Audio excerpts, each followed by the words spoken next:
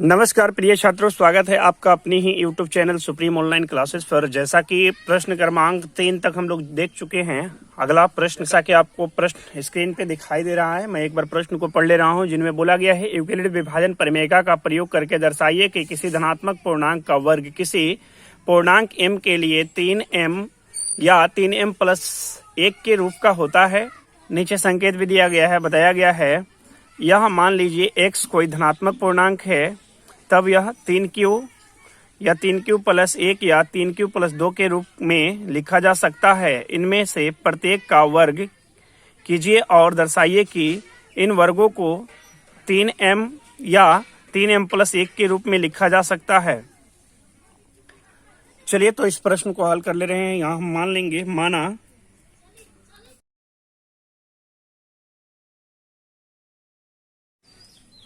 यहाँ जो प्रश्न में संकेत दिया गया था x को हमें धनात्मक पूर्णांक मानकर चलना था, लेकिन इस प्रश्न में हम a कोई धनात्मक पूर्णांक मान लिए हैं।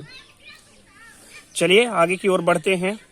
अब साथ साथ इस प्रश्न में देखेंगे, प्रश्न जैसा कि आपको स्क्रीन पे दिखाई दे रहा है, इनमें देखिए पूछा क्या गया है, 3m या 3m+1 के रूप का होता है, ये पूछा गया है। तो m के साथ जो 3 लगा है उनको हम क्या मानकर चलेंगे, भाजक मानकर चलेंगे, है ना। तो चलिए हम यहाँ लिख ले रहे हैं भाजक, यानी b हम उसे मान लेंगे भाजक को। तो हम यहाँ लिखेंगे भाजक, b बराबर हम मान लिए, भाजक मान लिए 3। अब यूक्लिड विभाजन प्रमेय से यदि हम बात करें तो हम पीछे पढ़ चुके हैं, जैसा कि a में हम किसमें a में यदि हम b से भाग देंगे तो यहाँ हम देख रहे हैं b क्या है, 3 मानकर चले हैं। तो यदि हम 3 से भाग देंगे तो q के रूप में भागफल प्राप्त होगा और शेष फल जो है r के रूप में प्राप्त होता है। तो यहाँ हम ये कहेंगे कि यदि इनमें यूक्लिड विभाजन प्रमेय का नियम लगाया जाए तो हम इन्हें इस रूप में लिखते हैं, भाज्य बराबर यानी भाज्य a बराबर, फिर बराबर में लिखते हैं भाजक को, फिर भाजक इनटू, फिर भागफल को, भाजक और भागफल को गुना में लिखते हैं। तो यहाँ हम देख रहे हैं भाजक 3 है, तो भाजक 3 और इनटू भागफल है q, तो q और प्लस में लिखते हैं r को, यानी शेषफल को। इस प्रकार से हम पीछे अच्छी तरह से पढ़ चुके हैं, डिस्कशन कर चुके हैं। तो यूक्लिड विभाजन प्रमेय से हम लिखेंगे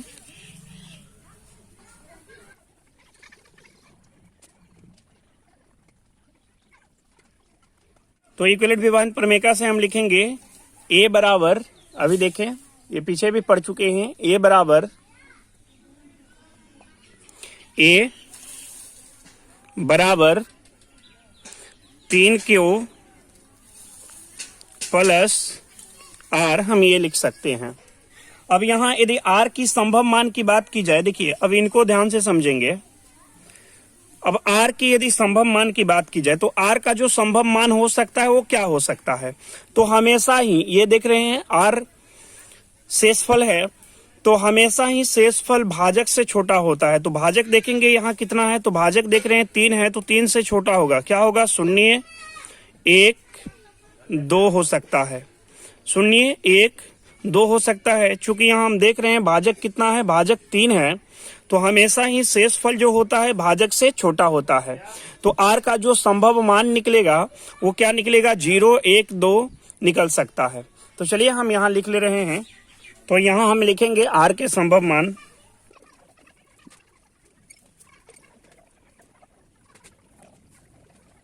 तो अभी देख चुके हैं जैसा कि r का जो संभव मान निकला था 0, 1, 2,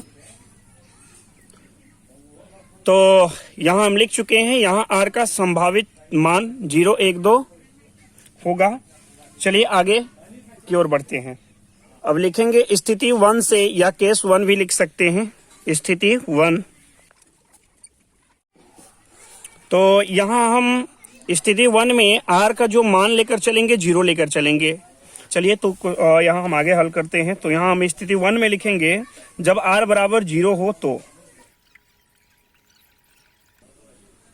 जब r बराबर हम 0 लेकर चलेंगे, अब ध्यान से आगे समझना है, तो हम इन्हें लिखेंगे यूक्लिड विभाजन प्रमेय में a बराबर, अभी हम देख चुके थे, यहां हम लिखे थे a बराबर 3q प्लस r का मान कितना लिए हैं, 0 लेकर चले हैं, तो यहां हम रखेंगे 0, यानी ये जो निकलेगा क्या निकलेगा, a बराबर, ये a है, a बराबर 3q ही माना जाएगा। क्यों? चूंकि 0 का कोई भी महत्व नहीं है, इसलिए a बराबर हम 3q ही मानेंगे।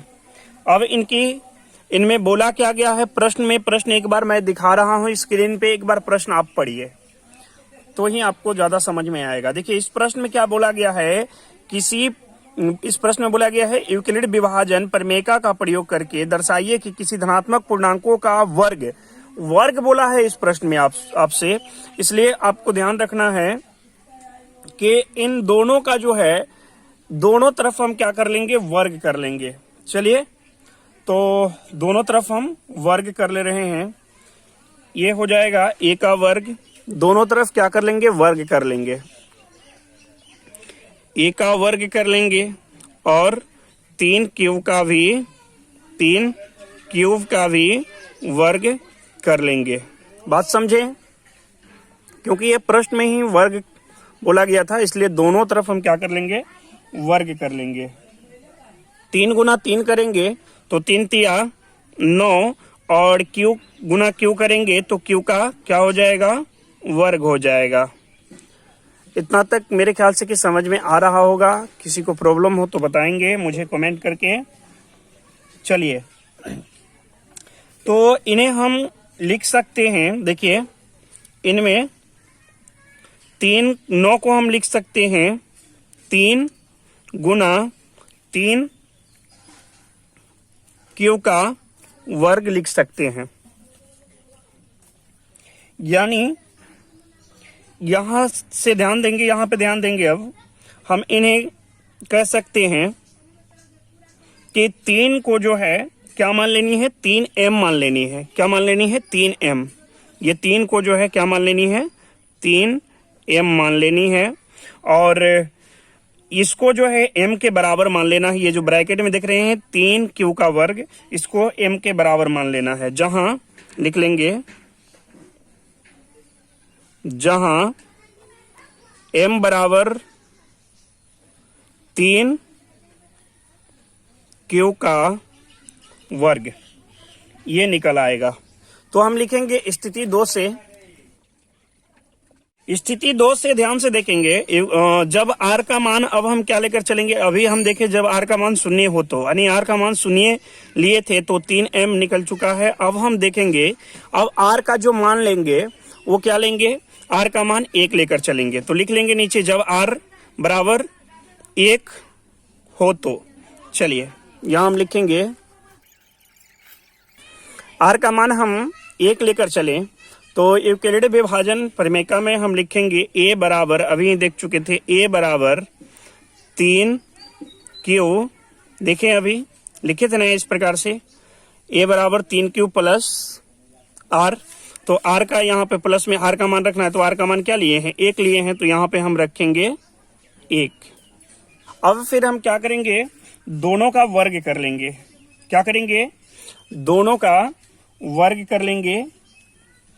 तो चलिए दोनों को हम दोनों तरफ वर्ग कर ले रहे हैं, यानी हम इन्हें इस रूप में वर्ग करेंगे तो ये हो जाएगा a का वर्ग बराबर, इसका भी वर्ग कर लेंगे, यानी 3q प्लस 1 का वर्ग कर लेंगे।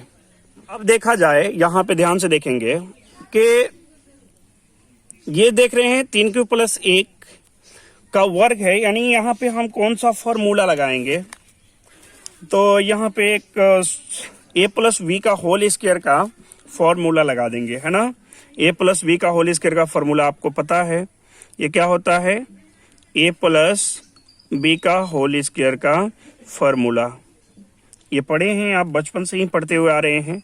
ये होता है ए का वर्ग प्लस बी का वर्ग प्लस 2ab। ए और बी जो होता है इनटू में होता है, या तो हम इन्हीं को ऐसे भी लिख सकते हैं, ऐसे भी लिख लेता है कोई, बहुत सारे लोग। तो इनको हम लिख सकते हैं ए का वर्ग प्लस 2ab प्लस बी का वर्ग, ऐसे भी बहुत सारे लोग लिखते हैं, बात एक ही है ना। तो चलिए हम अभी ए प्लस बी का फॉर्मूला पे इनको बैठाएंगे, 3 प्लस 1 को। अब ये सूत्र पे ध्यान देंगे, यहां हम लिखेंगे 3 की जगह पे आप समझिए कि क्या है, ए है ना, ये समझिए कि ए है, और ये समझिए आपका क्या है, बी है। तो ए का वर्ग है, तो यानी ए की जगह पे कौन है, 3 है, तो हम क्या करेंगे, 3 का वर्ग कर देंगे। क्या करेंगे, 3 का वर्ग कर देंगे।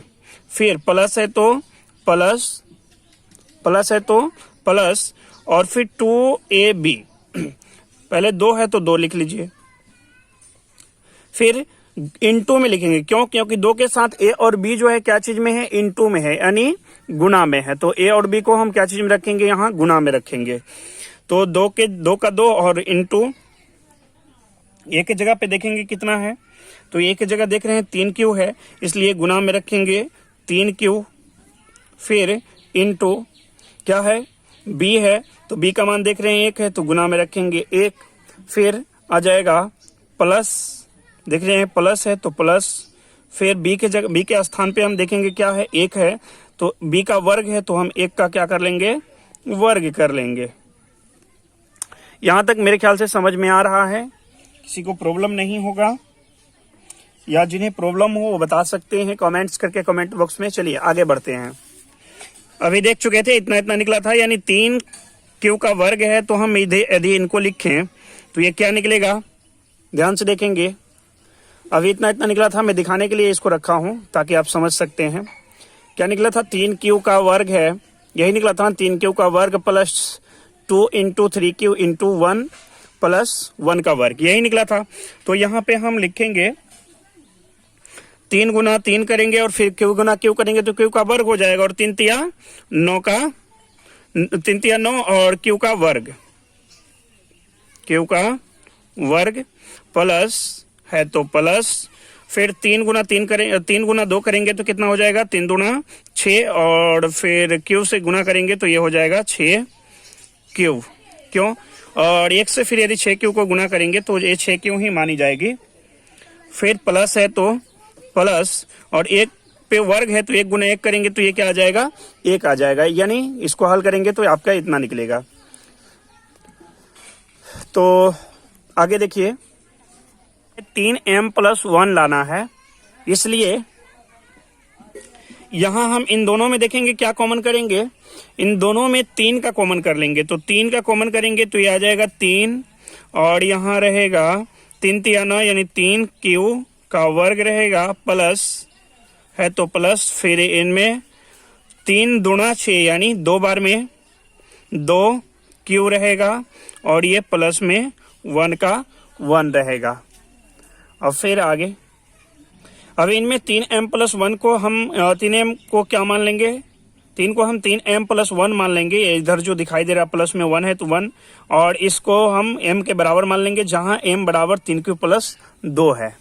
आगे बात करते हैं स्थिति 3 की, यानी केस 3 की। इसकी यदि बात की जाए, स्थिति 3 की यदि बात की जाए, स्थिति 3 में हम क्या अभी देख चुके थे पीछे, जैसा कि पढ़ चुके थे। ये देखिए r का जो संभव मान निकला था, क्या निकला था, 0 निकला था, 1 निकला था, 2 निकला था। तो अभी हम स्थिति 1 में 0 लेकर चले थे, और स्थिति 2 में 1 लेकर चले थे। अब स्थिति 3 में जो है 2 लेकर चलेंगे। तो चलिए लिख ले रहे हैं आगे, स्थिति 2 देख चुके, स्थिति 3 में 2 लेकर चलेंगे। तो लिखेंगे स्थिति 2 में जब r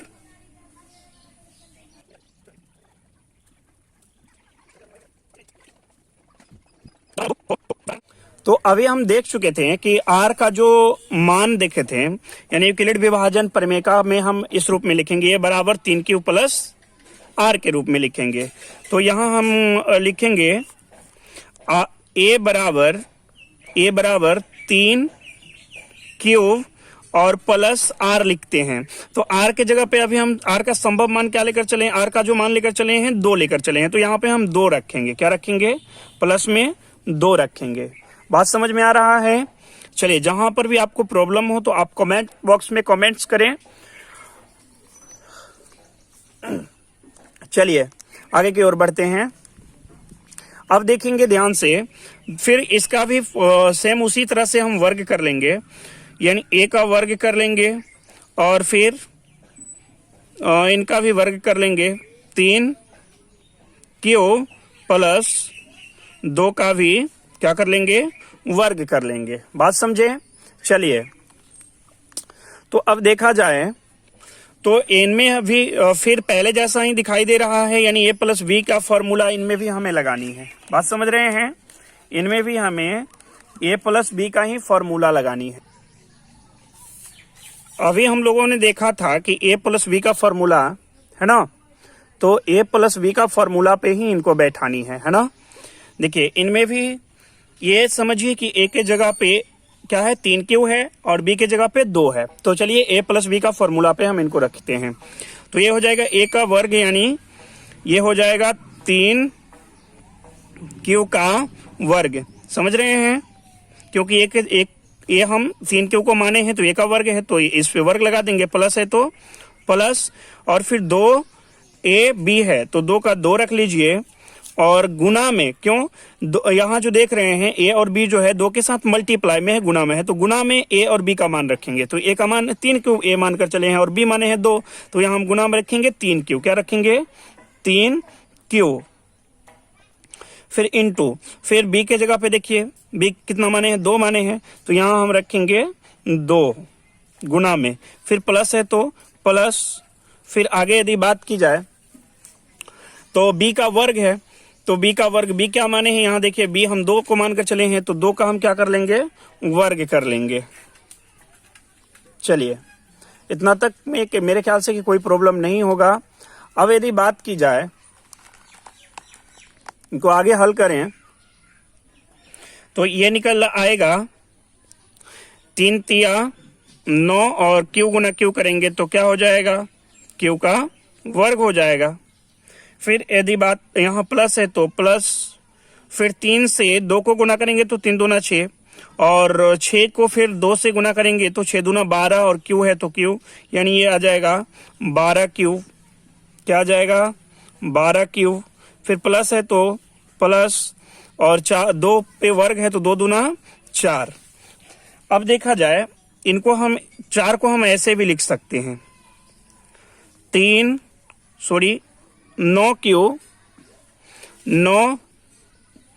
का वर्ग प्लस है तो प्लस, और 12Q का 12Q ही अभी लिखेंगे, 12Q का 12Q, फिर प्लस 4 को हम लिख सकते हैं 3 प्लस 1।